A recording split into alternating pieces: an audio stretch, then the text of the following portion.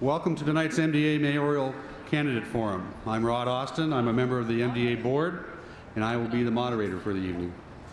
The purpose of tonight's forum is to give you an opportunity to hear the candidates, what they have to say on a multitude of issues facing our city as we head into the election in November.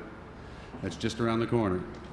We hope this event helps educate the public and promotes the importance of being involved in the election process. This event is nonpartisan. I would like to begin tonight by thanking our sponsors for tonight's event. They are the Missoulian, Clear Channel Communication, KECI-TV, Mountain FM, and Mount Sentinel Broadcasting. I would also like to recognize the organizer of this event, Missoula Downtown Association, for their efforts in bringing tonight's forum. At this time, I will present to you tonight's format and guidelines. To my left are panelists for tonight. We will meet them in a few moments. We have 6 panelists who will take turns asking questions of the 2 candidates. Our 7th panelist is you, the audience. When it's the audience's turn, I will ask for one of you to step forward and ask a question of our candidates. We will continue rotating through our panelists in that same order with the audience until we have reached, until everybody's asked 3 questions or we've reached 7:30. For those of you wishing to ask a question, here are the guidelines. Your question must be asked to both candidates to answer. The question will be nonpartisan, respectful, and fair. No follow-up questions or comments will be allowed. Each candidate will have 3 minutes to answer each question. I will make sure that they stop at or very close to 3 minutes. So excuse me ahead of time. We will rotate which of the 2 candidates answers each question first. A reminder that my decisions as moderator with respect to these guidelines are final. Lastly, just a friendly reminder to respect all of those that are on the stage tonight.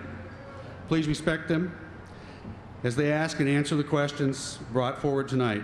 Let's make this night a positive one for the political process. Now let's meet the panelists. First, the news director from Clear Channel Communications, Pete Denault.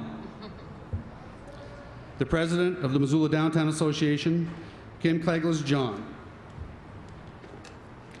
The assistant news director from KECI-TV, Jenny Cuglin.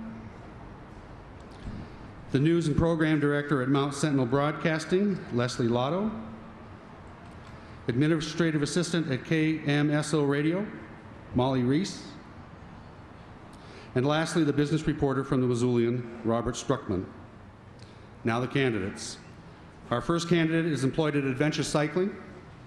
She has been a city councilwoman from Ward 3 since 1996. She is co-founder of the Hospice of Missoula and helped establish the Slant Street Neighborhood Association. She is also a former administrator for the Organic Certification Association of Montana. Ladies and gentlemen, mayoral candidate Luann Crowley.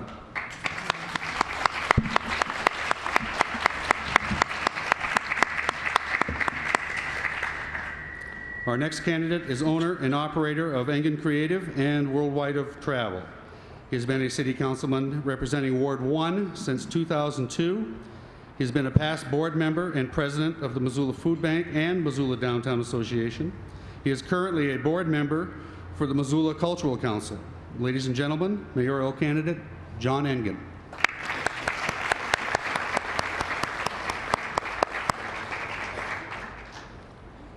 I'm going to draw panelist names, and we're going to go in that order. I'll draw them first, the first go around, and then we'll follow that order through the debate.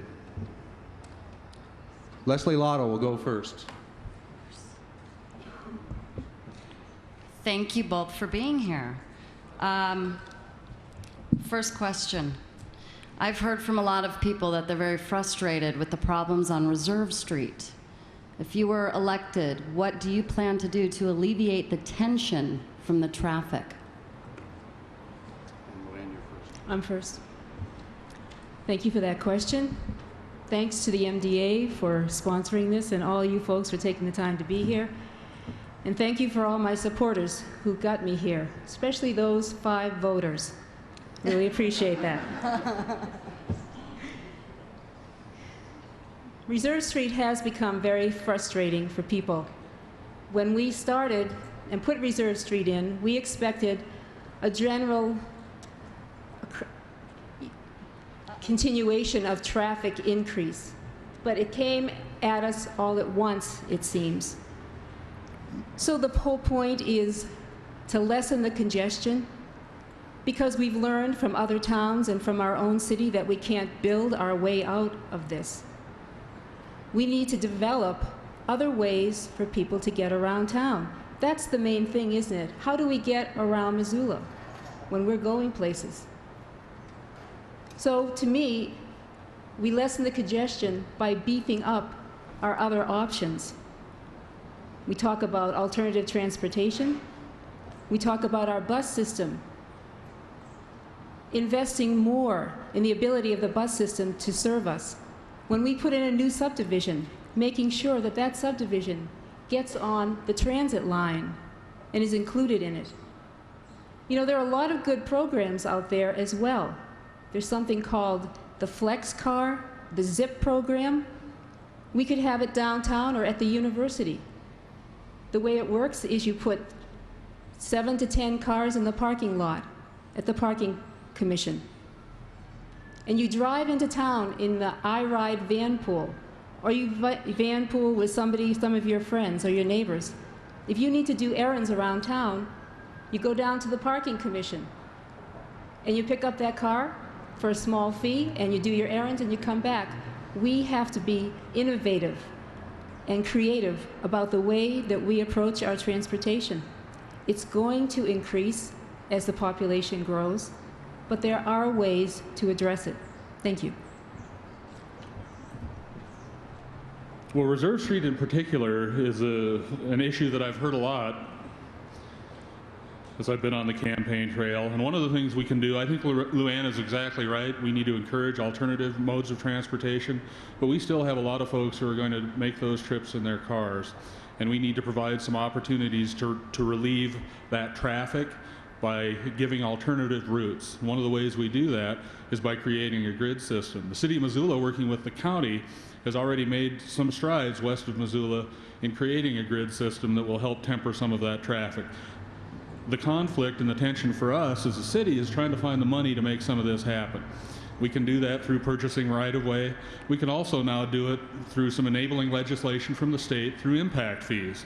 I just returned from Helena, where I met with a consultant who helps cities, municipalities find money for projects such as these, and we're now able to exact some impact fees from developers like Walmart, for example, to help us mitigate traffic issues. So that's one thing that, as mayor, I'd be interested in continuing to pursue, is making sure that those impact fees and development helps pay the way for some of the congestion, some of the difficulties that's created by that development.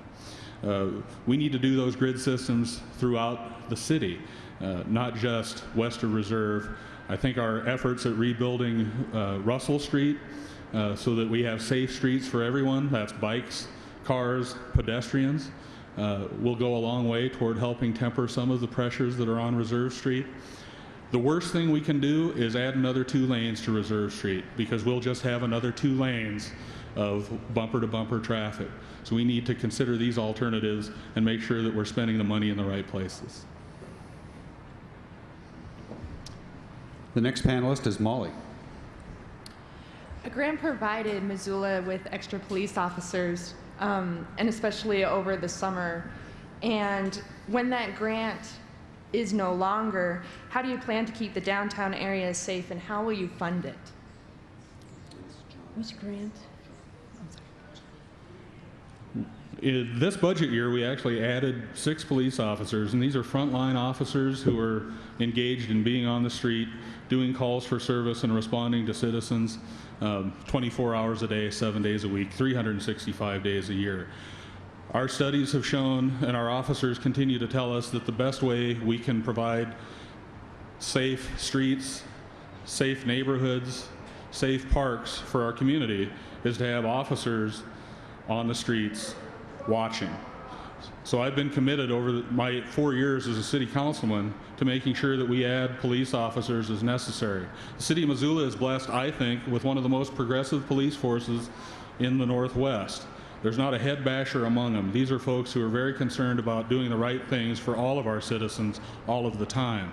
As a member of the Downtown Association and a president of the Downtown Association, I'm interested in creating partnerships between the city and private organizations. It's not all about the cops. It's also about neighbors and friends engaging in helping to keep our community safe. Through those kind of partnerships, we've added bicycle patrols and purchased bicycles for police officers. And we've also let officers know that we're on their side, we're interested in helping them. And that's critical too. There's an education piece that comes into play as well. You know, I think the first thing that comes to my mind is the experience we just had as a community of the brutal and unprovoked beating of a young man from Ellensburg, Washington. In talking with the police chief, he said, we have to understand that as we grow, this is not that unusual. There was another beating that exact same night in the Rattlesnake, and that people in general just don't know or realize that we are experiencing this more and more. So one thing, especially for downtown, is foot cops, people or policemen who are on the beat, that people get to know, that they recognize and feel comfortable approaching.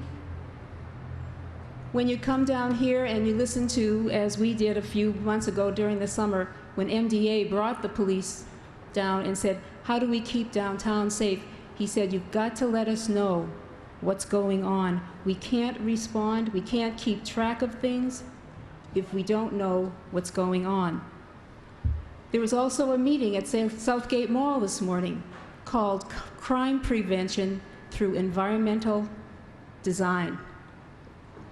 And this is about how do you create an ambiance that invites people downtown, but also protects them. Our town is progressive that way. It's forward-looking in realizing what is coming through this population growth. Downtown is a magnet for people, and oftentimes more people mean more safety. But that beating the other night was right up the street from here. And so I asked the chief, what if this is a violent crime? Besides putting more police on the street, making them more visible, what else can we do? What about the fact that we have to trace this violence back to where it started? I think working with the schools, working with the university, identifying people who have tendencies, that's an important issue as well. It's all connected, and we can't just do one thing over the other. We have to work on all fronts. And as John suggested, partnering with private and nonprofit groups to help this get funded is one way we could do it.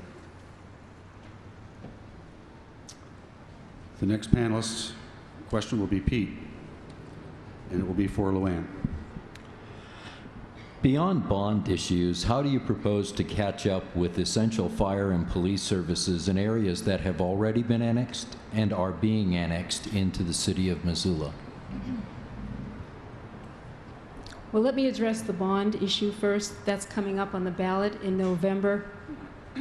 Some people say, why am I paying for a fire station up in Linda Vista? Well, as the fire department will tell you, the fire department isn't one station at a time or one place. It's a network of response to not only fires but medical emergencies that happen in our town. So the bond that's building the fire station up in Linda Vista is similar to the bond that built fire station number 4 and fire station number 1 down on Pine Street. We as a community have made that a priority to make sure that the fire department's response is 6 minutes or less, 90% of the time. Beyond this bond, which I know puts a tremendous burden, especially on people who have a fixed income, the city is already putting away money in our capital improvement program to set aside for the future growth out in the Y Mullen Road, because that's where we expect the next fire station to grow. And most likely we will put it in an industrial section. where we won't need to blend in with the neighborhood, and we will be able to build a simpler fire station, which will be less expensive. So hopefully that's how we will take care of those expenses. Through our budgeting and planning process, we hear from our public safety officials what they need on a fairly regular basis. Our efforts beyond the bond issue, which, as Luann suggests, will not only build a new fire station near Maloney Ranch in the Miller Creek area, it'll also improve our other fire facilities throughout the city and serve the rest of the community, and again, bolster that network. Through our budget process, we continue to look at where we need human resources and where we need physical resources. We also lean heavily and work pretty well with our Office of Planning and Grants and the police staff, the fire staff, to find federal grant monies and matching funds that help your tax dollars go further. About a year ago, the City of Missoula adopted impact fees.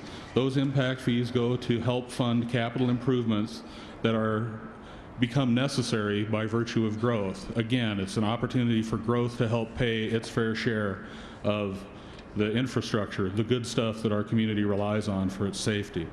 Those are some of the tools that we apply in an effort to continue to keep up. Taxation continues to be a struggle. We are limited in a number of ways, not the least of which is folks' general disdain for paying additional taxes in the way we deal with taxes. One of the things that we're considering and one of the things that we're working with the state legislature on is having the option locally to control a local option tax so that we can capture some of the dollars that are spent by tourists in our community who also have impacts, and we can apply some of those dollars again to help mitigate the expense associated with public safety. Thank you. Both candidates are getting them done under 3 minutes. That's pretty good. We've been at it a while. Experience. Next panelist is Robert. Thanks. Let's see. Almost every idea mentioned here so far could be instituted if only Missoula had more money. I'd like to hear more ideas on how you would raise money for fire departments, police, I don't know, all these projects. To raise money? Back to me? Yes. Okay. Money, is that? Sure. How to raise money. Well, Robert, again, I think our opportunities to raise money have a lot less to do with property taxes and a lot more to do with our ability to capture some of the value that's added by the amenities that our community offers. Again, a local option tax, which has been applied for years in other smaller communities in Montana, Red Lodge, Whitefish, and West Yellowstone, those folks have applied those funds in miraculous ways to temper the tax burden on the citizens who live there and also to expand and improve their communities. Local option tax is a piece of that action. Impact fees are another piece of that action that I mentioned before. And again, that's a way that growth helps pay for itself. The latest legislation that the state handed down over this last session allows us to look at some additional opportunities to impose impact fees and find a balance so that we're not pricing folks out of developing in this market, but at the same time making sure that that development, again, pays its fair share. We, oddly enough, don't always tax to our maximum ability. This year we happen to be doing so for a lot of reasons, not the least of which was some unexpected overruns on our aquatics project. But in years past, we've actually been able to give some tax revenues back and not tax to capacity. Another thing we've done, we've instituted over the last year and a half, is a review of our fee structure. Municipalities subsidize fees. Your tax dollars subsidize fees pretty regularly for lots of stuff. In some cases, you're going to be more inclined to want to engage in that subsidy. For example, a kid who goes to a park and wants to play doesn't necessarily have to pay a fee. There's still an expense associated with that activity, but we don't want that kid to have to pay. However, if a builder comes to us and has an opportunity to make some dough by creating something, developing something, we do charge fees for the costs that are associated with that. So again, our fee structure has been retooled to make sure that we're capturing some direct costs and some more direct costs so that taxpayers aren't subsidizing activities that might be inappropriate. I think John did a good job of explaining this idea of impact fees, because we've learned that new growth does not pay for itself. And that if we say, here's a subdivision, those taxes don't come in for at least or close to a year after we've approved it, after it's been built. So we tend to be behind the 8 ball in collecting taxes on new growth. We've raised our fees to better reflect the cost of what we provide for services. The impact fees cover police, fire, and parks. And there are other services that we provide. I guess one of the things we ought to consider then is, instead of trying to raise money, how do we save money? The major expense in the city is personnel, the people that work for you. Those are the people we pay the most. And the biggest expense for them is their health insurance. As you probably know from your personal health insurance, or if you work at a company, the health insurance is going up. Gas prices are going up. Energy costs are going up. We need to find ways to work with other entities, say with the university, with St. Pat's. Start partnering with people to share the cost or find ways that we can pool our needs to get better prices on things. So instead of figuring out how we're going to raise it, let's start thinking about how we're going to save it. And that's where you can start being really creative. We've got really great people. There's an incentive program at the city for good ideas and for saving money. And that's a good way to get them going on thinking about how to save money. Next panelist, Kim. And that question will be for Luann. Thank you both for being here. Would you please both state your position on combining city and county police resources, and specifically how you feel about moving the city police out of downtown, and if you are in favor of that, why? Right now, the city and county, the sheriff's office and the police department are going through a needs assessment, figuring out what they're going to need for building space, for personnel, for equipment over the next 10, 15 years, and how they might work together. Because right now we share software, we share 911, things like that. My personal feeling, and the feeling of many people that I represent, is we want the police to stay downtown. I feel very strongly. Here we're just talking about the safety of downtown. The police presence here, not only for safety reasons, but for accessibility, for connection to the council, to the mayor's office, to the administration, I think that's really important. I do not favor their moving. I understand that it's very attractive. The county has 4 acres of land out by the jail, and they want us to go in on a public safety building. I think we need to figure out what's important to the city residents, how we can work together and yet maintain that accessibility and closeness of the police to the people downtown. I think in terms of combining city and county law enforcement resources, our best opportunity is to collaborate, perhaps through an interlocal agreement with the county, but I think those departments need to continue to be distinct. I'm a strong advocate for the police department remaining in downtown Missoula for lots of the reasons that Luann has mentioned and that we've mentioned before. There's a cultural issue associated with that, and that is police headquarters needs to be engaged in the rest of government. I don't think we want police headquarters to be an island. Having said that, one of our opportunities is to perhaps again collaborate with the county and with our own fire stations to create some satellite offices. One of the things I'm hearing from officers when I talk to them is their frustration at having to do call for service somewhere in the hinterlands, which could be Miller Creek, for example.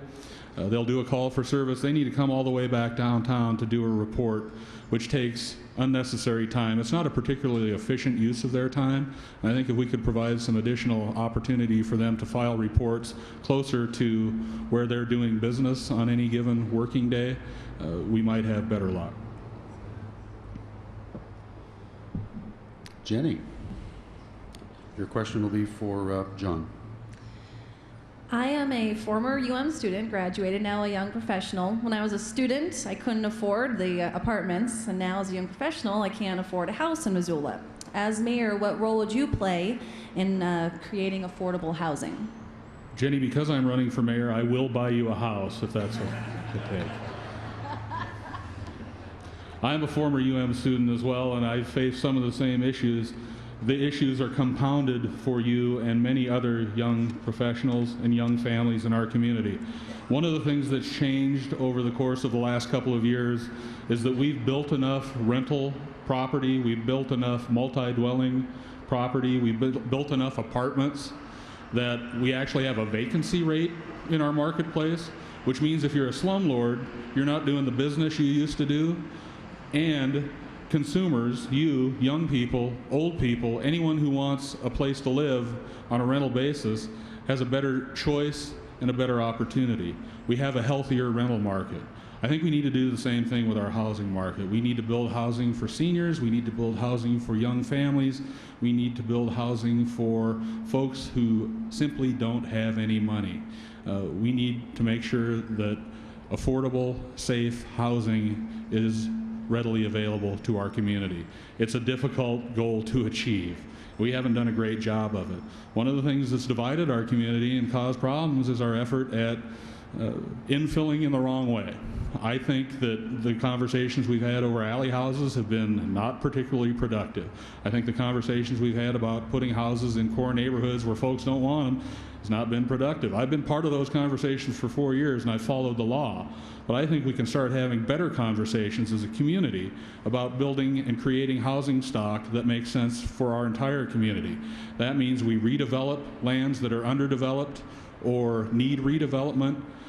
Today, we move west of town, where unfortunately our agrarian land is not necessarily as useful and productive and profitable as it might once have been. We have opportunities to build more homes and create a healthier market. I think we need to continue to engage in that, but we need to do it as a community. I think we need to figure out places where we want to have some density, and I think we need to figure out where we want to do some conservation. And I don't think those are mutually exclusive. Well, you've hit at the heart of the issue with this question. We've seen the prices rise, even though we've approved housing with the understanding that it was affordable. And then we learned that it really wasn't affordable, and that developers were taking advantage of the situation. And that what is affordable has changed. Just in the last 5 years, what is affordable has changed. So we're facing quite a challenge. We have opportunities, say at the mill site, at the lumber yard, over on Russell Street. As we go back over and retool Brook Street through our Urban Renewal District number 3, the redevelopment of Brook Street. I think it would be wise if the city could create a model at work. They're working. I think it would be wise if the city could create a model development that would allow us to see what it actually costs to develop housing. What does energy efficiency bring to it? We want density, but what are we getting in return? We need density, but we need the amenities that go with it. It's exciting on one hand because we now have the opportunity through the mill site and the Russell Street project in Brooks. There are things called corridor development where you try to match housing with transportation. And that way you can allow density and allow people not to have a car if they don't want it, and they can use transportation easily. I think that one of the things that John mentioned is we need to survey and see what are the housing needs that are coming. The seniors are going to be a big part of our life in the coming years. What kind of housing do they need? Young families, what are we going to be providing for the students today? One suggestion is something called generational housing, so that a part of each development is made affordable permanently, so that its cost only rises a little bit each time it's sold. There are options for us, and that's something the city needs to pursue. Now it's time for a question from the audience. Whoa. Right here. We've got a microphone for you. Hold on. Great, thank you. Your name? My name's Adam Risson. I'm in John's district, or ward. My question actually relates to the Bitterroot Ski Resort proposal. Most people feel, or some people feel, that's not a city issue, but it does have the potential to impact our property taxes and our viewshed of Lolo Peak. And I'm curious to know your position, each of you, on if you're for protecting the natural character of our viewshed. Okay. I feel very strongly about this. Development on Lolo Peak was considered a while back, and it was run through Mayor Kemmis's round table. And back then, the issue was water. There wasn't enough water to make it happen. Now Tom has the water through his pond in order to create snow. So he can go ahead and develop his land and the area that he can for skiing. But I feel very strongly that, number one, you can think about it as a viewshed, you can think about it as an economic situation. What kind of jobs are we going to be bringing to this town if we do create a resort? I just feel that we have protected that area for a long time, and it needs to be protected. And I agree, Adam. The viewshed question, I think, is critical. I think the public use question is critical. For me, as someone who serves the city of Missoula, the question of what are we going to do with the souls who work at a high-end resort, in the numbers that I've heard are going to work at that high-end resort, who aren't necessarily going to make wages that are going to allow them to live around or near the high-end resort. And what are we going to do in terms of servicing their families and their families' needs, from education to child care to health care? You know, there are lots of issues that are associated with the city of Missoula that have more to do with Lolo Peak than I think any of us would ever imagine. So those are significant concerns for me. How do we deal with the folks that come, play, stay, and work as a part of a development like that?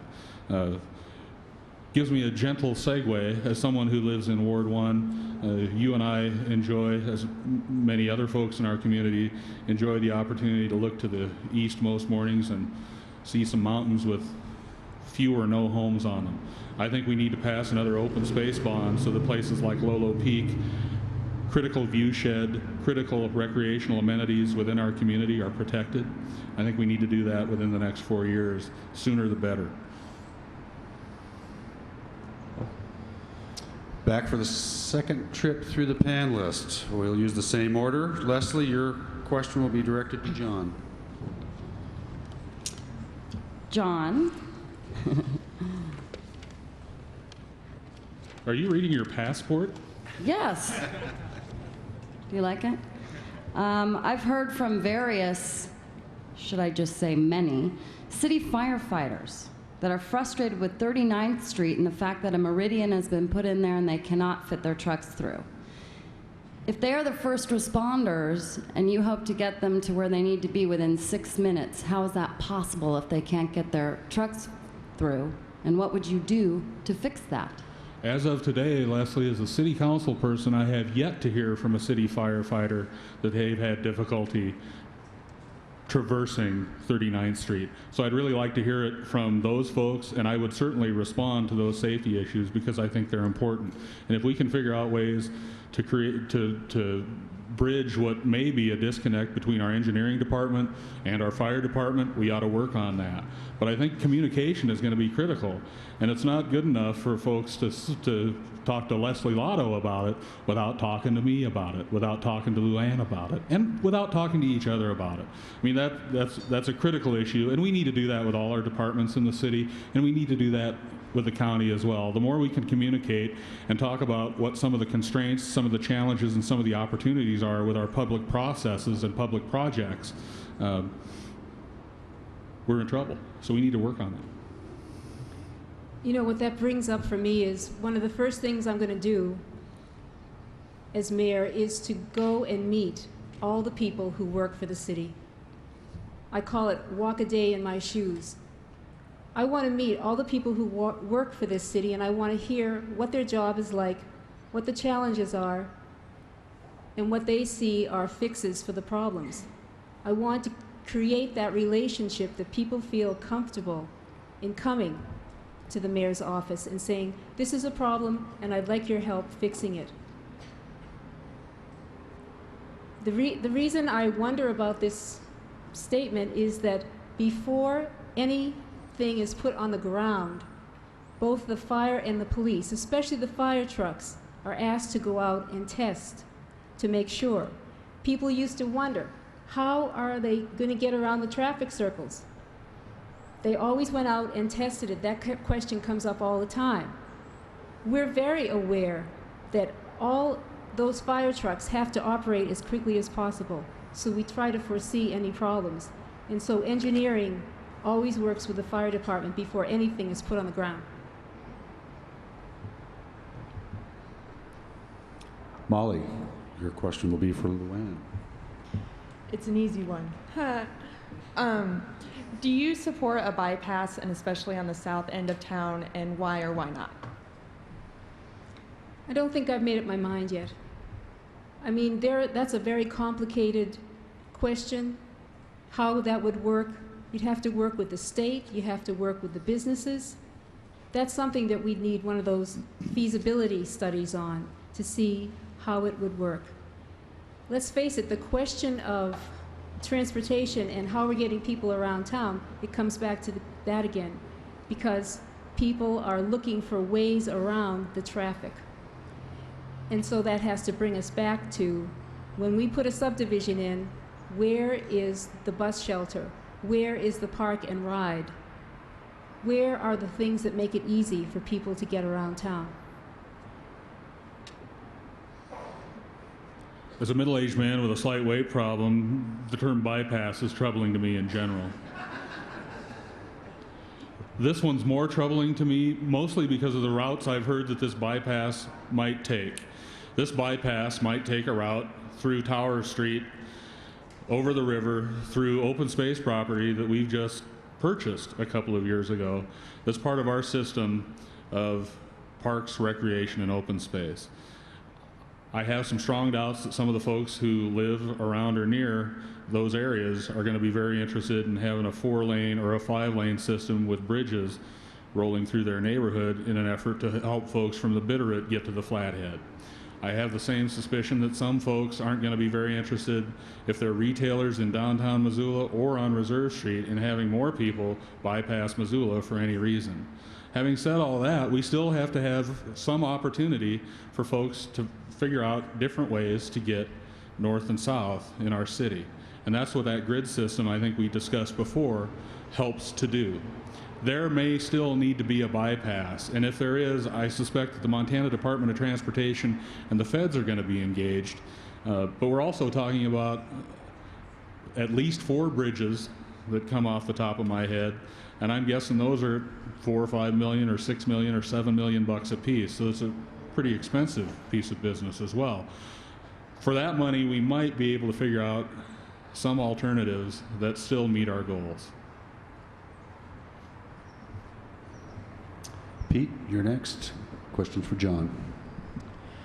John, as mayor, how would you work to fulfill the promise the city has made to provide parking at Missoula Civic Stadium, Play Ball Park? I'd have us honor our agreement.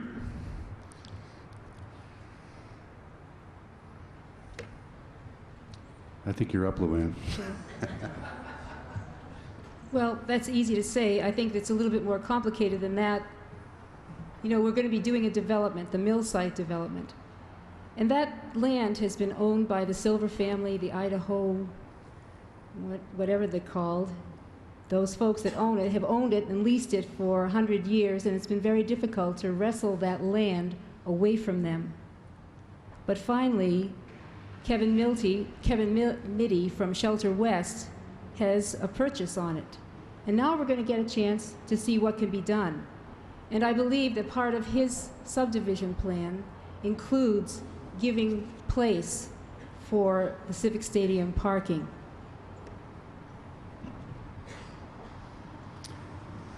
Robert, you're next. A question for Luann. Okay, I'll be louder this time. Okay. I want to know how you guys are different from each other and use stark terms.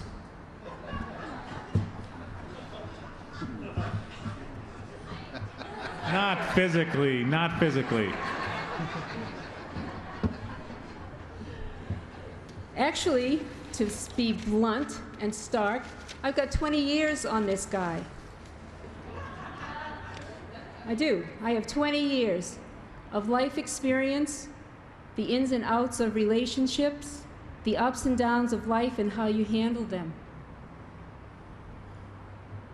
I've also been on the council 10 years, and John is just finishing his first term. I've had the opportunity to be next to this administration, watch what it's done, and you know, when you're sitting back sometimes you get to see all the places where you would have done something differently. And that involves public process, how we reach out to our citizens to let them know what we're doing. It means how open and accessible we are to the public, so when they come down to City Hall, they feel like it's their government at their service. I want to bring a new day to City Hall. I want to bring new energy to City Hall, not the same old, same old. Stark terms. Luann has 20 years on me, but I believe this is an election that's about quality and not quantity. My experience is in the private sector as a manager and an owner of 2 small businesses. My experience in the private sector is as an employee working for minimum wage and as a manager supervising 40 some odd people who work 24 hours a day. My experience in the private sector has to do with paying someone else before I paid myself.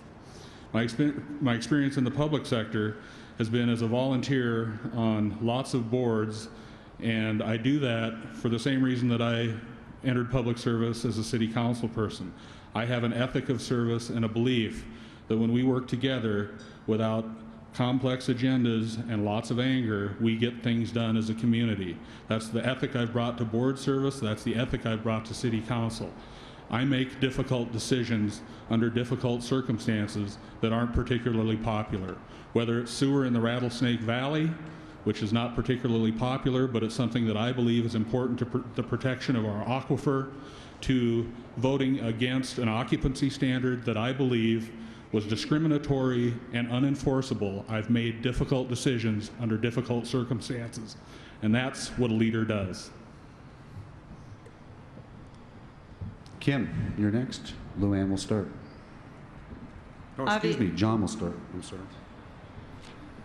John. Kim. Obviously, we've talked a lot tonight about growth, and with growth comes more people, obviously more housing, ways to afford these houses. With all of that comes the need for more jobs. in reference to economic development, could you both give me 2 specific examples of how you would both encourage and develop and continue to sustain economic development in downtown Missoula? We have 2 fabulous resources that I believe are underemployed by the city of Missoula, and I just thought of another one. Let's make that 3. I believe that the Missoula Area Economic Development Corporation is a tremendous asset. We're going to a meeting, Luann and I are going to a meeting tomorrow to learn a little bit about some of their efforts on behalf of the community in attracting some jobs. I believe that the Montana Community Development Corporation is another fabulous asset. These are folks who are engaged in entrepreneurial activities, helping small business folks and folks with great ideas but no business experience figure out how to bring products to market, whether it's small diameter timber that used to get thrown away, burned, destroyed, or sent to a landfill, now is a tremendous value-added product. That's a great example. And the University of Montana is a terrific asset as well for economic development. All of those things come together. The other piece of business here is we live in a great place, and our ability to continue to make this a great place, to keep it a great place, and to grow it as a great place is one of the best things we can possibly do for economic development. If you want a young, smart professional who can telecommute from anywhere in the United States or anywhere in the world for that matter, Missoula ain't a bad place for lots of good reasons. So we need to continue to preserve our open space, make sure that we're a safe place, make sure that we do stuff like patch potholes, we have police on the street, we do fire protection, maybe we buy a power company so that we have a stable source of energy in the long term, something to think about. These are all pieces of a puzzle that create opportunities for economic development. You don't grow in a place that's not fertile. Kim, can I straighten something out? Did you ask about economic development in general or downtown? Both. Okay. Well, I'll take his answer and I'll say economic development downtown, because I work downtown and I love downtown, and we are exceptional around the state of Montana for what we have created and sustained over the years. That, of course, happened through the Missoula Redevelopment Association, or the agency that helped reinvigorate downtown.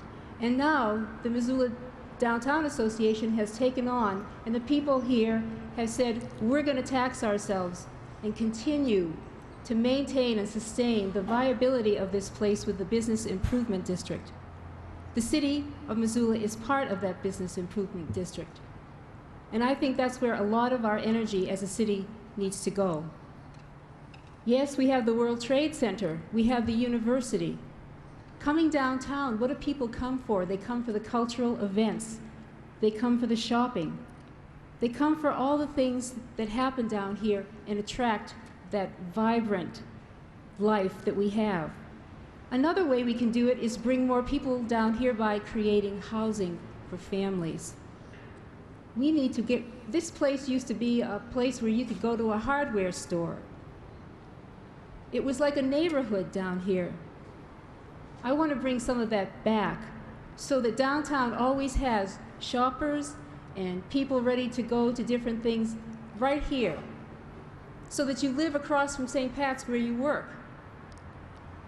We need to create places for people to live to keep it vibrant as well. Jenny, question for Luann? Recently on my television station, we did a story about the pit bull attack near Chief Charlo School, and it created an unbelievable amount of response from our viewers, more than anything we've done in years. And we've had people on both sides calling for a ban to more control. We talked to animal control officers. They don't have time to deal with it, or the leash laws.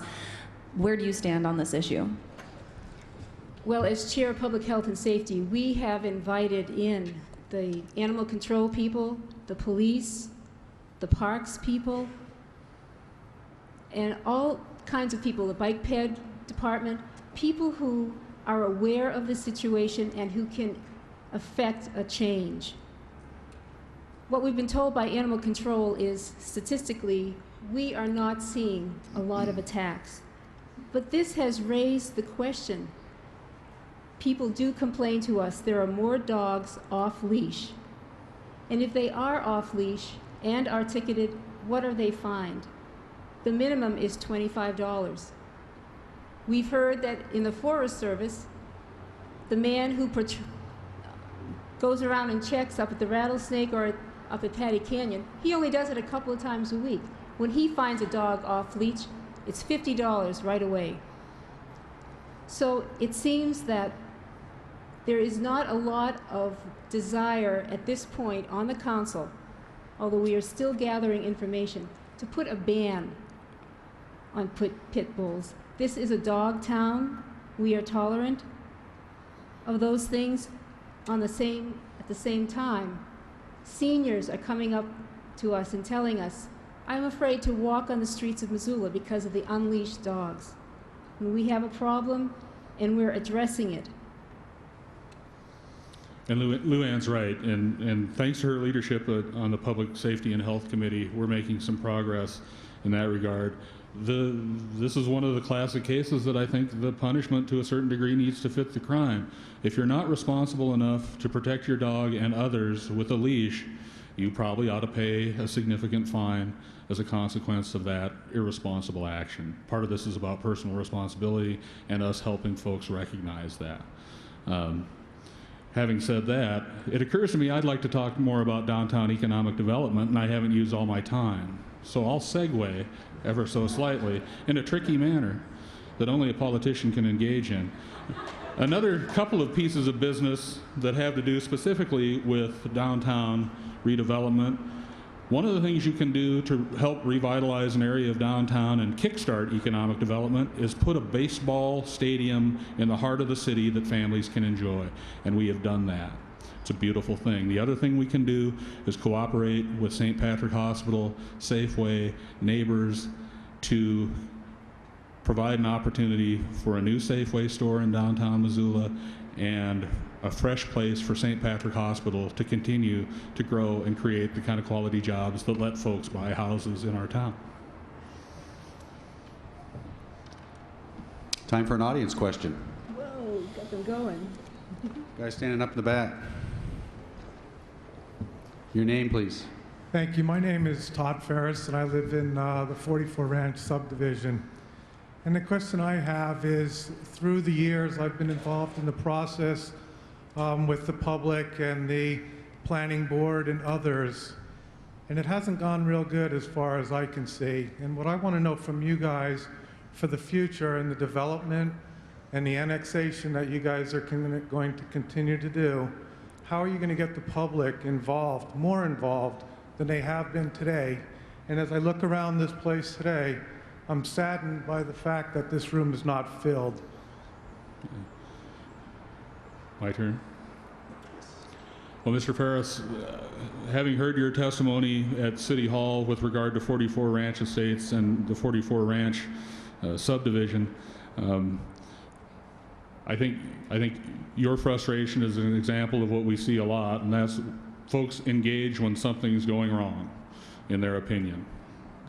That's when we get them, and that's unfortunate, and I think sometimes that's a part of our process. So the best things we can do, I think, are work on our rules and regulations, and this is something I've been talking about for months now.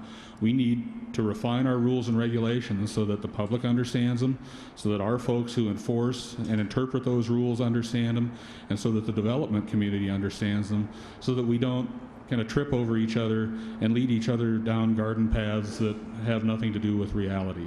That is not an easy task. It's not something that happens overnight, but I seem to have gotten a little bit of traction as I've been on the campaign trail at suggesting someone who pointed out the errors in our codes, a woman named Sally Mullen, through a lengthy report about the Office of Planning and Grants, might be the person who can help us rewrite those codes so that they're understandable, they're workable, and they make sense for our community.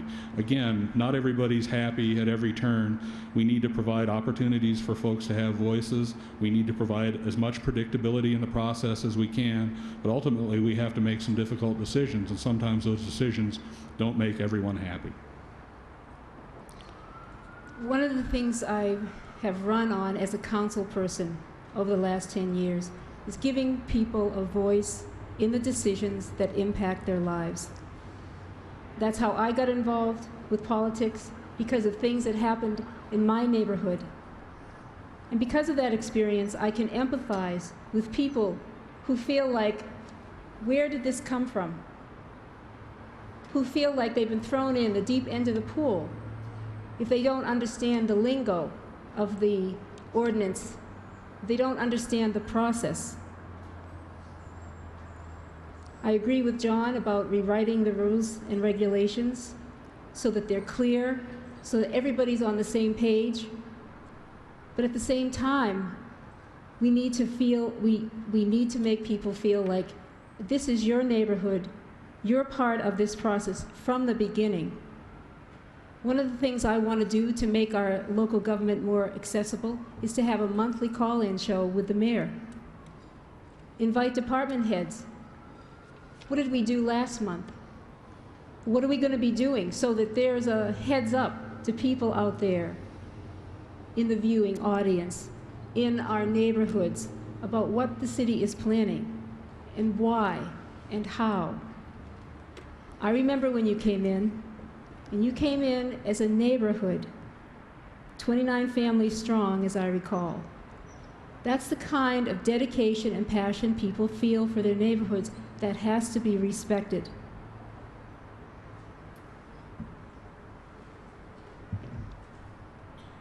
Leslie, you want to start us off again? Love to. Or Luann? I still haven't heard either one of you tell us how you could bring more money to this town.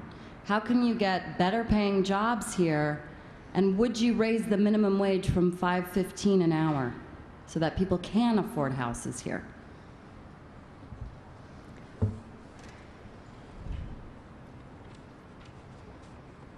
Well, that's a fun question because it opens up a lot of doors. On the minimum wage, you know, when you sit down and you try to think about,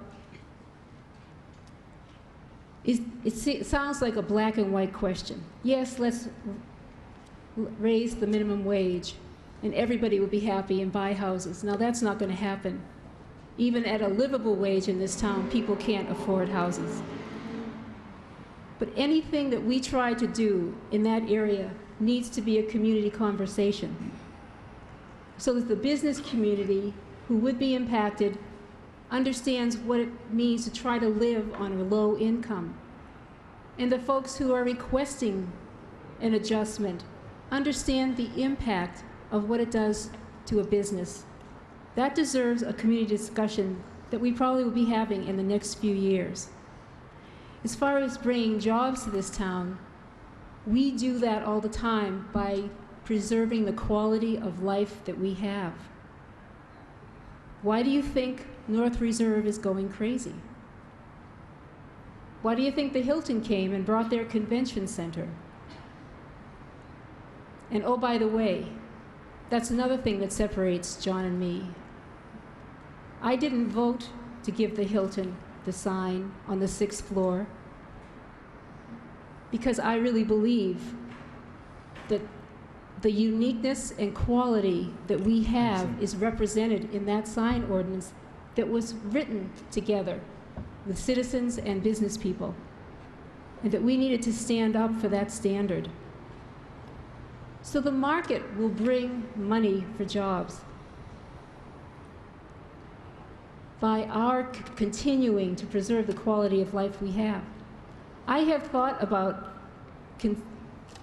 creating a long-term economic development plan for this community that brings the university, St. Pat's, the city, and all the business community, low and moderate income advocates, nonprofits together. What kind of jobs are we going to be needing in 10 years? Where's the training? Working with the schools.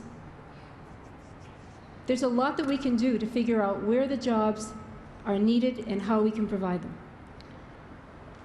And from my perspective, I don't think it's the mayor's responsibility, nor is it city government's responsibility to bring in the money. I think it's our responsibility to make sure there's opportunity for folks who know how to do that. In terms of economic development and drafting an economic development plan, I'm the wrong guy to do that. But Larry Swanson at the Center for the Rocky Mountain West and a number of urban area governments in Montana are the right folks to do that, working collaboratively to create an economic development plan for the state of Montana and for our urban growth areas. Those are exciting things that are happening, and we're cooperating to make those things happen. And I read a sign and the train slipped completely off the tracks. So with regard to the Hilton, as long as we're on the subject. As mayor, would you be willing to rewrite or write some ordinance to improve infill situations in town that would respect and preserve the integrity of neighborhoods? The question is, would we be willing to rewrite ordinances? Or write a new one, because I have not found in my own situation that there is one. That respects neighborhoods. The integrity of a neighborhood. Well, that's always been the goal. I mean, when we passed the growth tools that we did in '99, development was supposed to be compatible with neighborhoods. And as we redevelop, we need to do that as well. Unfortunately, things didn't go as we planned or hoped. And we have kind of situations where housing fits the neighborhood and some doesn't. And that's where the divisiveness has come from. That's where the frustration from neighbors. You know, we live in the city core, we live under zoning. And that's, again, like a plan that says, well, this area will be residential, and you'll have to have 5,400 square feet in order to build a house. This area will be residential, but you can build smaller homes or more homes on an acre. That's what we in the inner core are subject to. Some of us, like John, live in areas that have covenants, and they don't have to worry about the changes that can happen to zoning. And so that's why there's been such a struggle. When you live in a neighborhood, you've invested so much of your heart and soul and your money into your home. You want to protect the quality and the consistency of being in that neighborhood. Most people who buy in Missoula don't buy for investment, they buy for lifestyle. They like that place, they like the way it looks, they like if they're near the mall or they're near the university, they like it. And they want to keep it that way as much as possible. So I think that kind of ordinance or that kind of direction is how the city is going to go now that those growth tools have gone on a moratorium.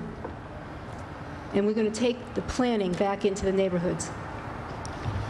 My folks still live in the house I grew up on 2nd Street. There's an enormous triplex on the alley right behind their house where Mrs. Lean used to live.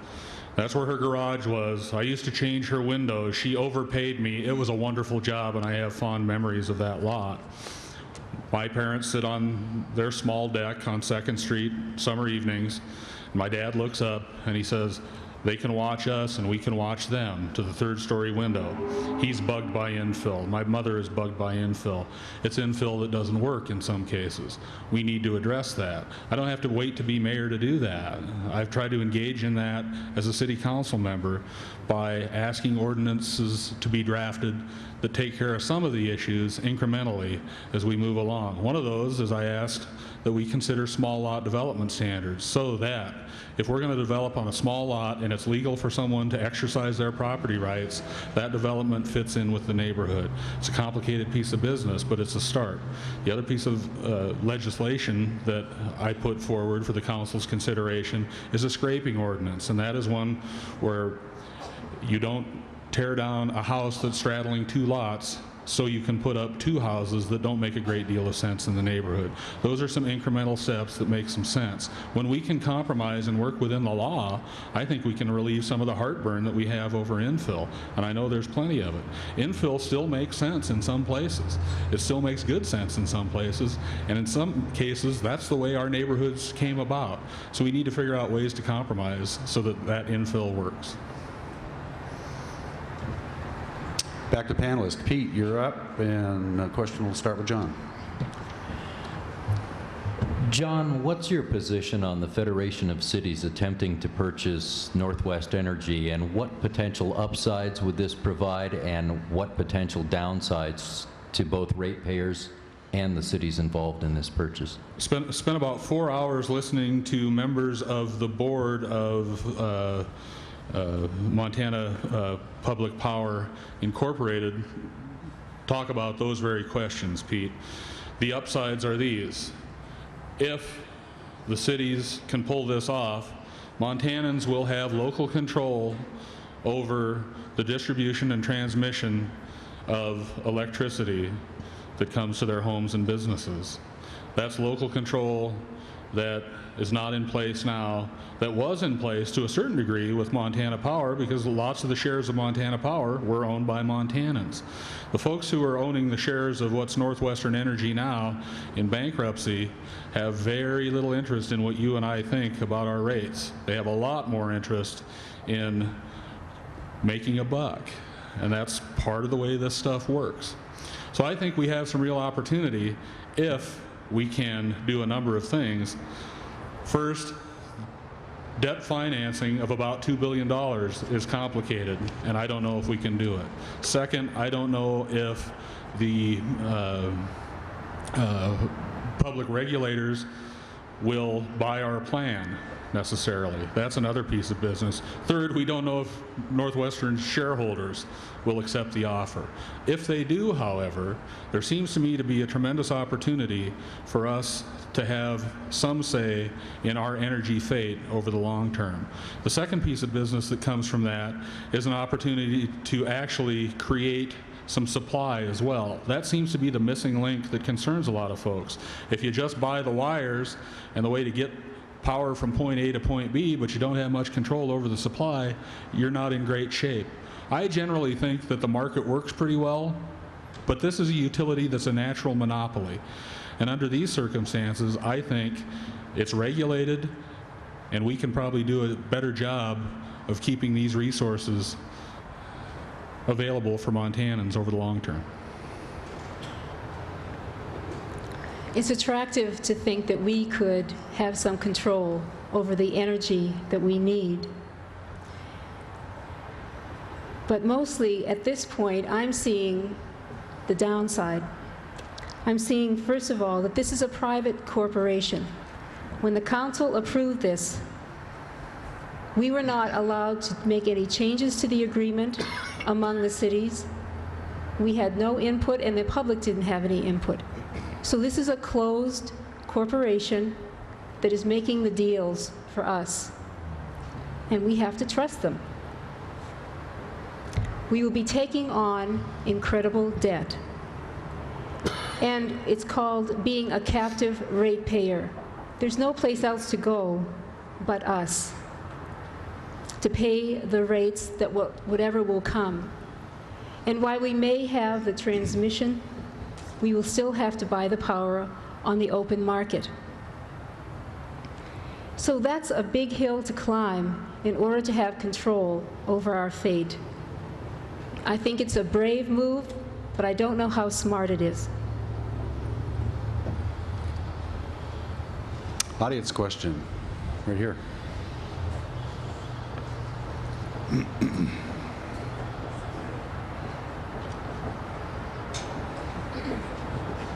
My name's Jason Wanner. I had a question about mustering the political will to refine the zoning and building regulations. It seems like there's been sort of like an overhaul proposed in the past and it went nowhere, so where are you going to get that will from? Well, I think you have to take it piece by piece. And you have to involve the neighborhoods. We have to have planning that starts from the ground up and not from the top down. I think you have to meet halfway with the council and with the public and say, what are the most important issues? What are the things that give us the most heartache or heartburn? With the developers, with the business community. I mean, our regulations cover business and land use, all kinds of things. So we need to identify the things that give us either the greatest problems and start there, or the ones that make the most sense, ones that would ease the divisiveness or ease the angst in the city. We could start with the sign ordinance. We could start with any number of things, but I think that has to be a common decision. And we have to bring in people who are expert in this so that we end up with simple ordinances that make sense to both the people who have to follow them and the people who have to live with their impacts. I believe that perfect is the enemy of the good, and that as a legislative body, our city council has worked long and hard at making things perfect, but we haven't gotten very far in terms of making things good. So we struggle and we tweak and we don't quite get there and we can't find compromise, and this is a process that I think is all about compromise, and I think this election is about electing people who understand the value of compromise and practicality. And I think that's the piece of political will, Jason, that you're thinking about. Compromise, common sense, and practicality really need to come into play here. And I think people have a legitimate expectation that we'll engage in all of those things. We have done some things very recently to try to address some of those questions that we don't always have to make huge changes to make things better. For example, we started last week working on a landscaping and buffering ordinance. This is a piece of business that the council worked on for months and months and months. Kent can attest to that. He sat in meetings for months and months and months. We created an ordinance, 12 some odd city council folks, a staff planner with participation from the public, sometimes limited participation from the public by virtue of attrition. And we put this piece of business on the ground. It doesn't work as well as we had hoped on the ground. And now we're having another look at it to see if we can make it better, again, engaging those folks who actually have to apply the law in their daily lives. That's a piece of business that we haven't engaged in much, and I think we need to, and I think we have tremendous opportunity to do that and move forward. Robert. Question All right. start with John. So, yeah, I want to know why there's no sidewalks, or hardly any, in the Franklin School Neighborhood, River Street. What's up with that? You guys are on the council now, and if you're the, mayor, what are you going to do about it? You ask your questions with such dramatic verve. A couple of things. One, as a city councilman, I supported the neighborhood's efforts at creating an infrastructure plan in the Franklin to Fort neighborhood. I would continue to support that effort as mayor. The reason those areas don't necessarily have some of those amenities is because they were built in the county under different circumstances at a different time under different rules. Times have changed, and we need to update those systems for those folks in those neighborhoods. They come at an expense, so I think it's very important that we engage the folks who live in those neighborhoods in planning that and explain clearly what the expense associated with the benefit might be. How's that? That's a start. Okay. Do you live in the Franklin to Fort neighborhood? Can you tell? Oddly enough. Well, John's correct. The reason that they don't have sidewalks is because these were areas that were annexed. And when they were built, way back when or whenever, the county did not require that for them to have sidewalks. And so as a result, both the Franklin to the Fort and Emma Dickinson area have worked internally among themselves to come up with their own infrastructure plans because they desperately want and need sidewalks and infrastructure. And so what happens is when you have development, say on River Road, the developer comes in and asks for a variance, saying, well, if I put my sidewalk in, but nobody else has to, it's going to be kind of weird. So what we do is we say, you will not be required at this point to put a sidewalk in, but when development is finished, the city will be putting sidewalks in, and you will be required to be part of the payment plan that makes that happen. So they are coming, and the people who have benefited from that development will be part of paying for it.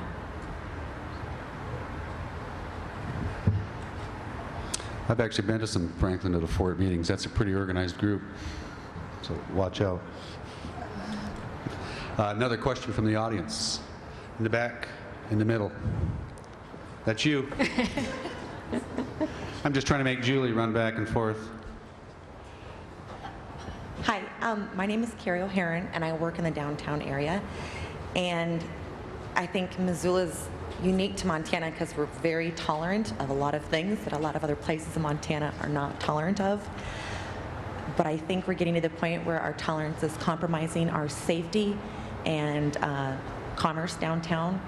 And I'm wondering if either of you would be in favor of reinstating the law that was previously on the books against panhandling and loitering. Matron, well, you know, the way I'm going to respond to that is just exactly what I learned this morning, as a matter of fact, at this crime prevention through environmental design. And what they're talking about is what supports safety, what supports crime. And what you do is you learn the techniques, the way to build and create infrastructure or amenities that support people coming together where there's lots of people so that crime doesn't happen. Say, for instance, on the other hand, in Caras Park, we made an extreme effort to make sure that there were no panhandlers, no drinking. We worked really hard at that, but it was displaced to McCormick. And the park department then came along and had to work with what was going on in McCormick Park. It's almost as if we didn't realize, although some people told us, you're just going to move it, and we did. So you have to figure out what supports crime. And people tend to gather, say for instance at we learned today, we have experienced a lot more vandalism at the North Side crossing recently. And what the police are saying is that once the 316 mission opened, there was a direct link between what was going on there and going on at the North Side crossing. These are folks that are transients. They're people who are homeless but actually live in Missoula. So as far as addressing their problems, that would help in the crime as well. And at this point, I wouldn't be in favor of reinstating that. I would like to work to address it in other ways. Discussions, Karen, with the city attorney have suggested that loitering and panhandling ordinances for cities like ours don't generally hold up in court, so we've been reluctant to try to draft such ordinances. So one of the things I think we've tried to do, and we've worked in close cooperation with the Downtown Association, and I had nothing to do with city government at this time. When I was a board member of the Downtown Association, we worked together with police, the city, the county joined in, and several agencies around town to create a program called Real Change, Not Spare Change, that was in part education. We talked to folks about the fact that if you're giving a quarter to somebody who asks you for a quarter, they're not using it to buy a cup of coffee or food. In many cases, they're using it to enable their drug problem, their alcohol problem, whatever their problem is. Our mental health officials, I'm sorry, our mental health professionals and our relief agency professionals suggested giving money to these folks is just a bad idea. Direct them to places where they can get real help for their real problems. That's one of the things we work together to try to do. I think this is largely about education, awareness, and making sure that we call our police every time we need help with something like this. And I know that's a pain for citizens, but that's part of the responsibility that I think we need to take if we want to correct some of these difficult problems that tend to be constant. Kim, for John. The Missoula Redevelopment Agency Urban Renewal District 1 sunset in June, and with that sunsetted millions of dollars with it for downtown. How would you as mayor, irrespective of the business improvement district, protect the downtown and fund streetscape projects, and how would you also raise funds to revitalize the downtown area as the center of commerce? In other words, how will you continue on with what the MRA has done over the last 20 years? Well, without respect to the Business Improvement District, which I think showed tremendous initiative and leadership on the part of the Missoula Downtown Association, this is another place where I think a local option tax can really come into play and have a huge impact. I think it's important to remember that the Urban Renewal District and the money that came from that Urban Renewal District was tax money that folks downtown paid. I mean, this wasn't something that government magically created. You all created that magic through investment, through entrepreneurship, through innovation, and through dedication. And I think we can continue to encourage those activities in the way that we have, pardon me, for years downtown. Specifically, another thing that government can do is, if we're going to have municipal court, we ought to have a municipal court downtown. I think there's a pretty good spot for one, but I didn't win that fight. We can, however, look at providing opportunities for our government to continue to operate and thrive downtown, which helps create energy. It's all about having live souls doing live things at all hours of the day. That's what makes a downtown vital. That's what I think makes any retail area vital. If we can, too, encourage continuing retail on the ground floor and residential upstairs. The more concentrated the souls, the more volume, the more opportunity. I agree with a lot of what John has said, and I'm thinking about the development that's going to be happening at the Fox site. We're going to be bringing in this performing arts center. There are already plans to create residential and mixed-use areas over there. I see that as a continuation of the downtown, where we're bringing in, I'm thinking of areas of cultural expression, areas where the folks are having a hotel mixed with, I'm sorry, I can't think of the word, retail. So that downtown is now a corridor. And by developing that area, it brings people downtown as well. I think creating more celebration downtown, like for instance our birthday. Our birthday is March 8th. When was the last time we celebrated our birthday? We're 123 years old. This town likes to party, and we need to create more opportunities for that kind of celebration to happen. I think supporting and promoting cultural activities downtown also helps bring people. You guys have done a fantastic job, and I think the city can work with you. There's no reason we couldn't have a small business advisory council to the mayor's office to find out what businesses need. If we know what people need, then we can address their concerns. Audience question, right here.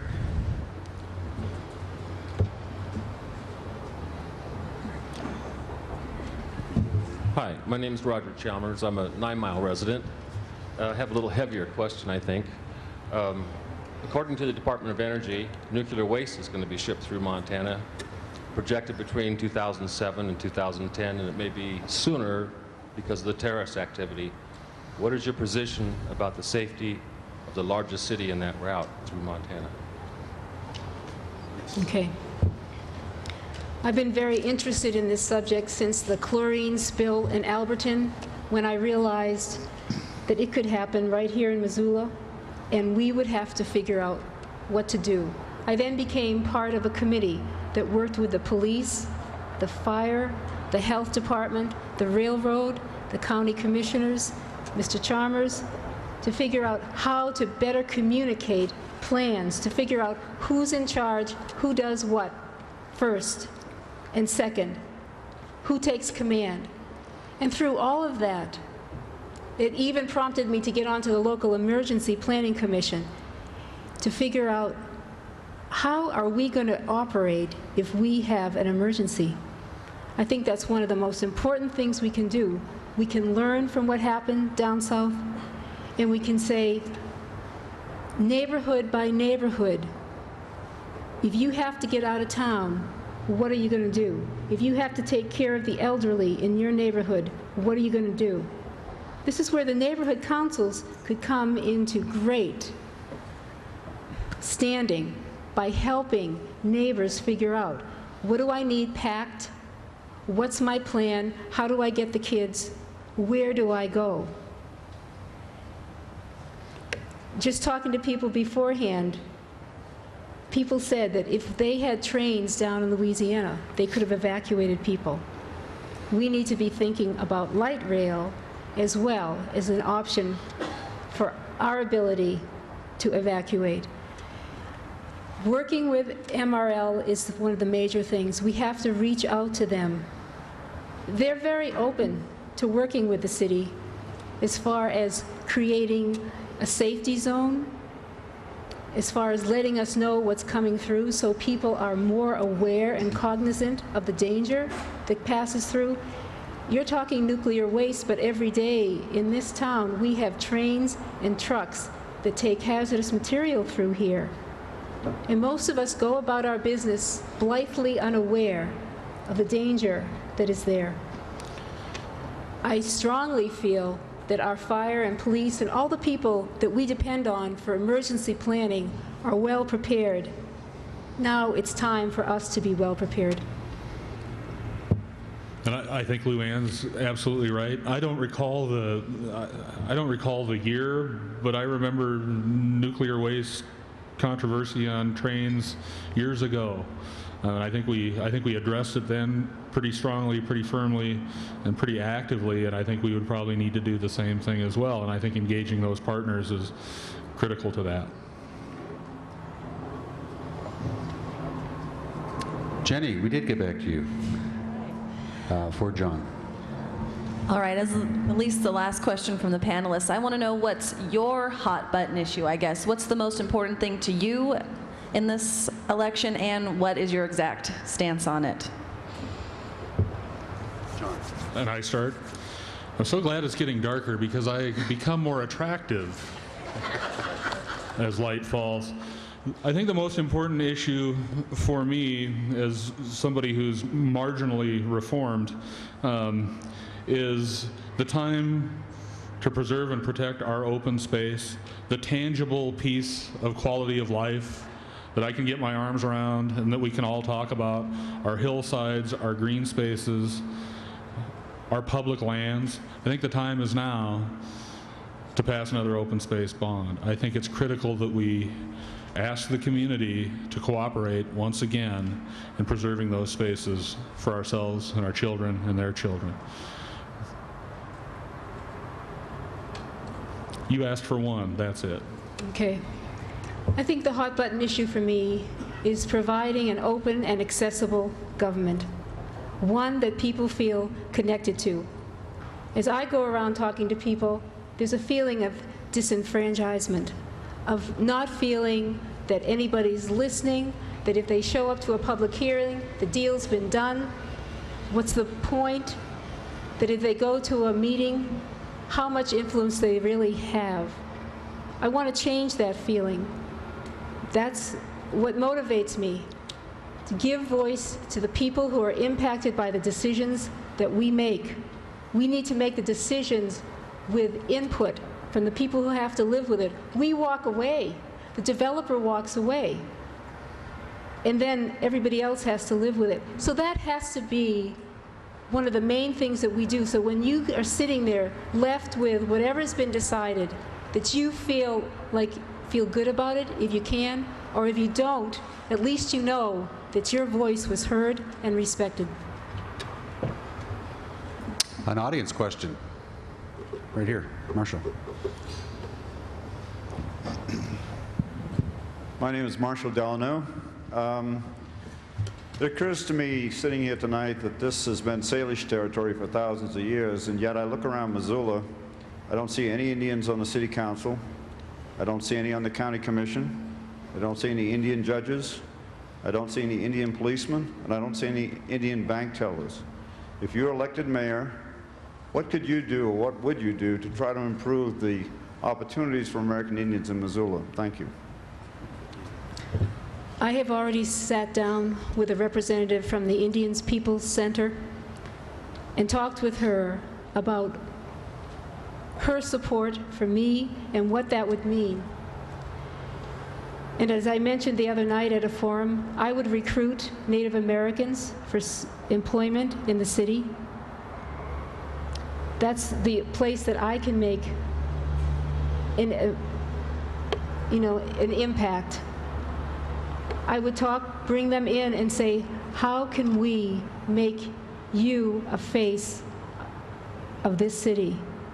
How can we bring you in to the lifestyle that we have? I think it's a major issue that, as you say, we sit here on this land, and when I talk about a birthday celebration, I'm talking about celebrating our heritage, and that includes all the people who have lived here.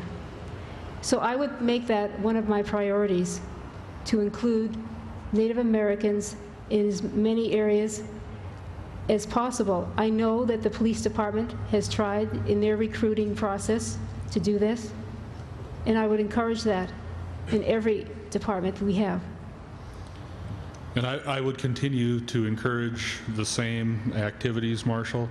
And I'd also work to make sure that we're not excluding anyone either as part of this process. Our jobs, our community needs to be attractive to all people, and we need to include all people in every way we can. It's not always easy, and I'm not sure government always does a great job of figuring out ways to do that. But to the degree that we can make sure that our processes are fair and that everyone has equal access, I think that gets us a long way toward providing some of those opportunities that you're thinking about.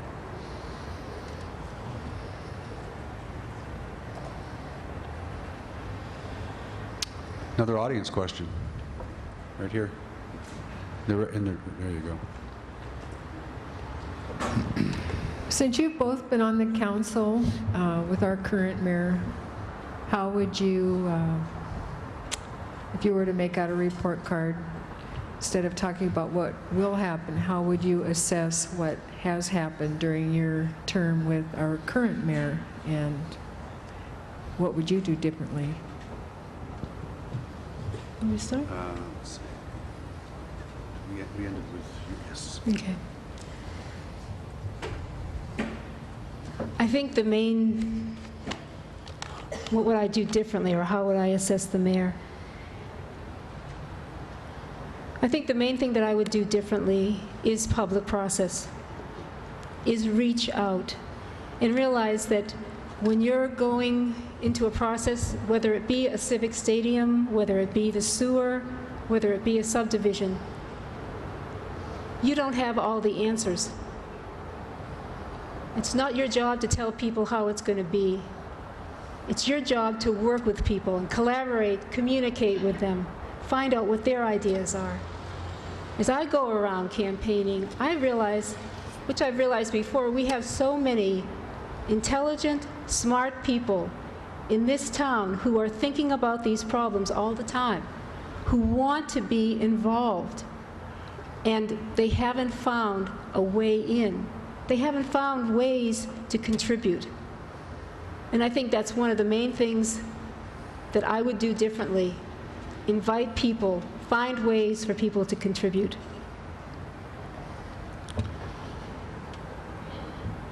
When I think of Mike Cadis's term as mayor, I think of a person who was engaged in bringing a big town to the status of small city, and I think that's a pretty difficult process. I think the next mayor's job will be to help us get comfortable wearing these small city togs, and I think that'll be complicated as well.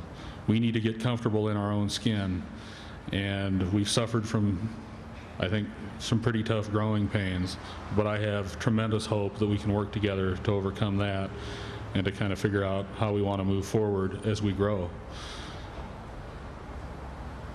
The mayor has shown, I think, leadership on a number of fronts, not the least of which is helping us get a baseball stadium in downtown Missoula. That was a piece of leadership that the mayor took on, made happen with the cooperation of a lot of folks.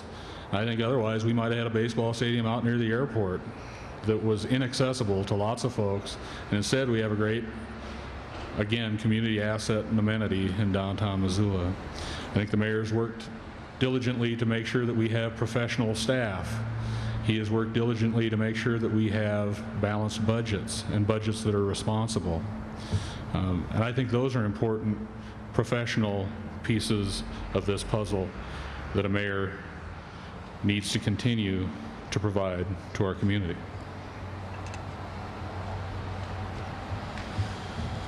Another audience question. In the back.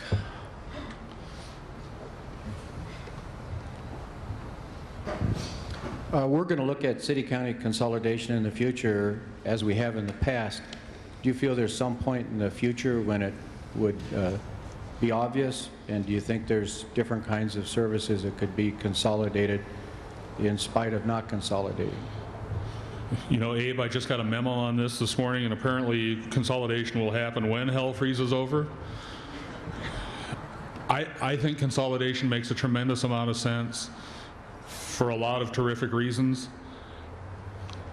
It has never flown with the voters, and I'm not sure what the reasons are. And maybe the study commissions can help us understand what some of those reasons might be. But certainly the efficiencies make some sense. So in lieu of consolidation, I think we need to start treating the street that separates City Hall from the county courthouse less as the Berlin Wall and more as a neighborhood fence that we can talk across once in a while and create some efficiencies on our own that don't have to necessarily happen as a product of a formal process of consolidation. I think that's a good way to go, because city and county are now so intertwined that everything that one does affects the other. And we need to act that way, because that's the reality on the ground, but it doesn't happen across the street. In fact, the council and the county commissioners have only met once in a social setting, I'd say in the last 10 years. I know that the mayor and the top members of the administration meet on a regular basis, but we need more talk among elected officials about the future of the town. We have interlocal agreements for planning. We have agreements with our fire department and the rural fire. So we operate on many levels together. And I think we need to continue that. Another audience question. Again, Mr. Warner.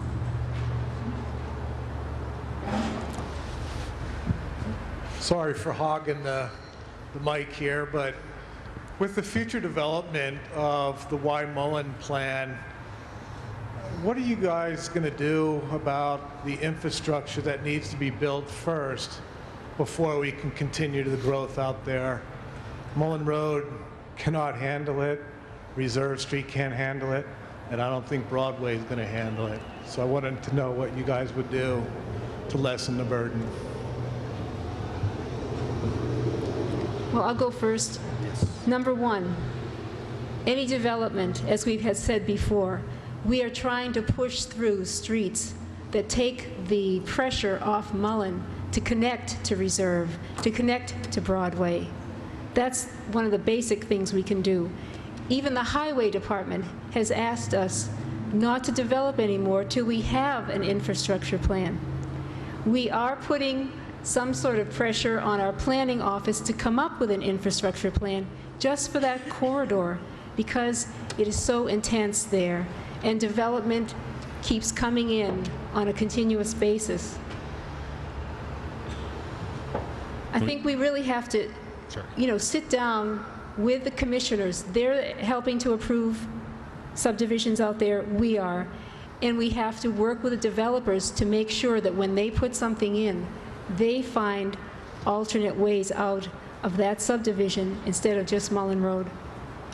And west of town, we actually have sat down with the county, and we've adopted a transportation plan and a grid system plan for that part of town. Pardon me. And we're actually having some success in implementing the plan, which is wonderful. And a little bit surprising given our planning process sometimes. We feel like we're a little bit ahead of it. And there are a couple of pretty good-sized arterials that are in place out there. We're working with landowners to provide us right-of-way, that is the streets, the opportunity, and I think we're making some pretty good progress through that process. Unfortunately, the MDT, Montana Department of Transportation's take was we just stopped doing subdivisions. Well, we can't just stop doing subdivisions, and I'm not sure that MDT necessarily had a good look at what our plan was. I think once the spokesperson for MDT in this case understood that plan, he was a lot more comfortable with where we were going. We still need to figure out those ways to pay for that, and again, those impact fees come into play. And we can do lots of things, I think, to leverage transportation dollars as well on the federal level. It's interesting, yesterday, pardon me, Roy Brown, a state representative, suggested that the state of Montana repeal its gas tax. That's about $15 million a year that the state uses for the improvements that make our transportation systems work. So it doesn't make a whole lot of sense to me. In fact, maybe we should be having conversations with the state to talk about some of those user fees and adjusting them accordingly. This will be the last audience question. In the back here. Yes, I've been very concerned lately about... Could we have your name, please? My name is Emmett. I've been very much concerned about the level of poverty here in Missoula. We have low wages, we have minimum wage, we have a lot of poverty, high rents. Would you support a living wage? One that adjusts itself to inflation, high rent, that sort of thing. Also, do you support community access television and freedom of speech? And with some of the debates raging in the public schools, would you support such like intelligent design being taught in the classroom and prayer in public schools, this kind of thing? Thank you. I'm just getting all those down.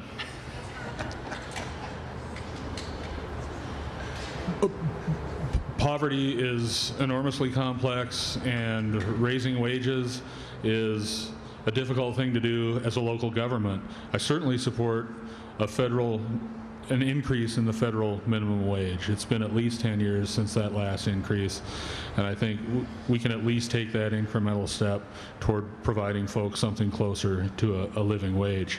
If someone were to present a living wage ordinance to me in Missoula, off the top of my head, I would tell you I'd have some difficulty supporting it, because I don't think that our market necessarily always bears up to that in every instance. So there'd have to be plenty of conditions associated with that, and I'm not sure that I can envision what all those conditions are. Do I support MCAT? The city of Missoula, through its franchise agreement with our local cable provider, is what supports MCAT. Freedom of speech, yes. I support freedom of speech. Intelligent design, there's a reason I didn't run for school board.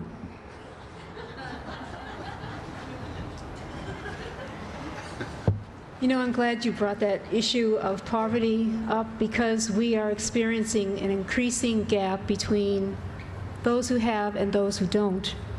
And I think it's important that we become aware of what some people are suffering in this town and figure out ways to help them. The Missoula Housing Authority is a way to help them. Using our community block grant money is a way to help. It is a combination of helping them through housing and then helping them find jobs that provide the wages to live.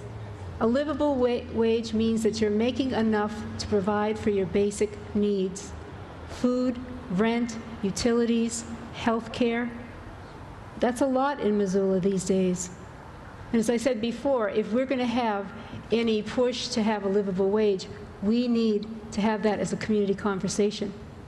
I, too, support raising the minimum wage at the federal level and then working to bring that here to Missoula. I've supported MCAT for a long time, and I've been very excited to know that MCAT, we now have what we call a government or a civic channel as well. This is going to be exciting for Missoula because MCAT now is going to be free to focus on community subjects. The government channel will talk about strictly what goes on in the government, cover city council, cover the health board. It will bring the way the city works into your home. And it will also bring things that happen at the university into your home, things that happen downtown that are culturally exciting. It's a whole new experience for Missoula, and I'm excited to support that. I too am glad that I'm not on the school board. Thank you, John. Thank you very much. I've been on a school board, and you're right. That concludes tonight's mayoral forum. I'd like to thank everyone in the audience for coming. It would have been nice to have 6 times as many, but I thought it was a pretty good turnout. Thank you very much. Special thank you to the candidates. I thought they both did a great job. And thank you to the sponsors, the MDA, and the panelists. Very good questions. My suggestion is that you talk to your friends and neighbors and make sure they're registered, and go out and support the candidate of your choice on Election Day. Have a good night.